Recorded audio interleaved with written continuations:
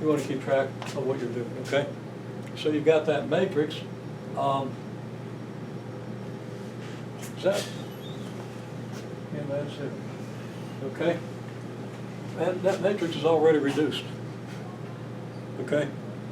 So it tells you what it tells you, but when you wrote down your equations, you just wrote down an x and a y.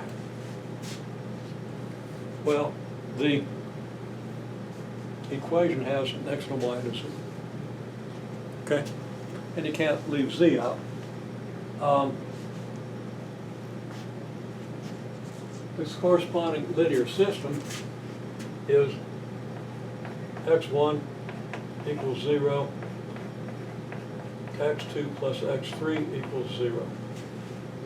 Okay? And you left out your third variable. Everything you did made sense otherwise. Okay? So you're back to a situation like this. x3 is t, x2 is negative t, x1 is 0. Okay?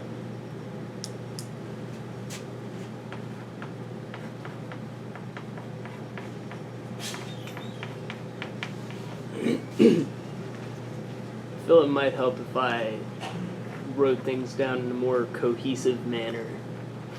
Well, that's okay. I mean, you did it. It wasn't totally clear that you knew what you were doing, although I thought you did. Okay?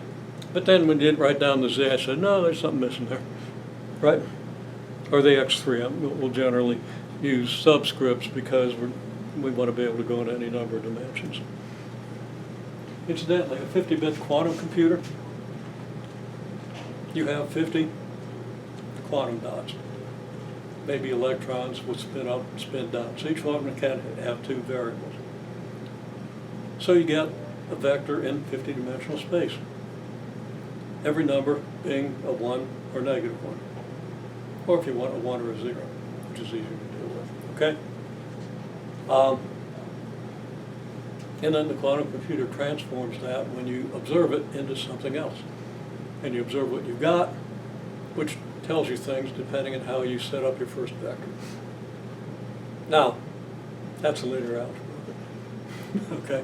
It's like serious level linear algebra. How you interpret and how you set the darn things up, well, I got to tinker around the lab here a little. I got to invent some quantum dots.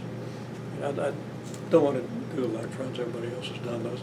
And people are doing photons, so that's no fun anymore. So I'll figure out what to do. So I'll have that for you. All right. And hopefully they'll give me my Nobel Prize in advance. Okay. Let's see what else we've got here.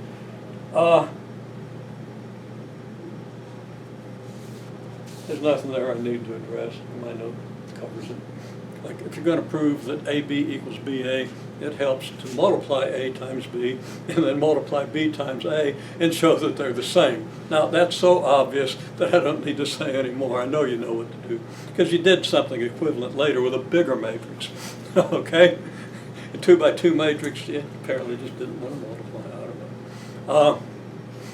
Okay, now 2.1 number 58 is pretty interesting. Okay, so let's go on and talk about that.